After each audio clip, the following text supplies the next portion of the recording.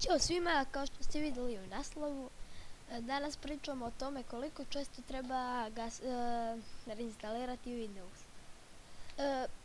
Pre svega da vam kažem, nije potrebno na primjer na nedelju dana, na mjesec dana. Sve zavisi kad je to vašem kompjuteru ili laptopu bitno. Kad je, potrebno bitno.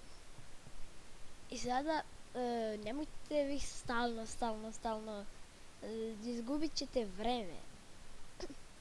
Bolje kada vam to zatreba, evo meni ništa ne laga, ništa. Kad krene onako, imao sam prošli put XP, on je lagao, normalan je bio, lagao, uđem na internet, njemu pola sata treba da uđe u internet i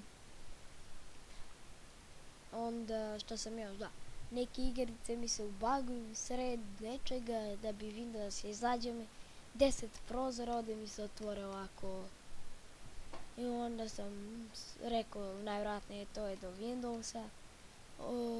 Promenio sam u sedmici kao što sad vidite i sad je sve normalno. Ništa ne laga, ništa.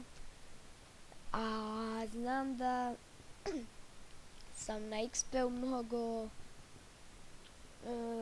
majstorisao, sam radio da probam da skršim Windows, ali nisam htio da ga baš skršim, nego već da istražujem šta mogu da radim na Windows XP-u.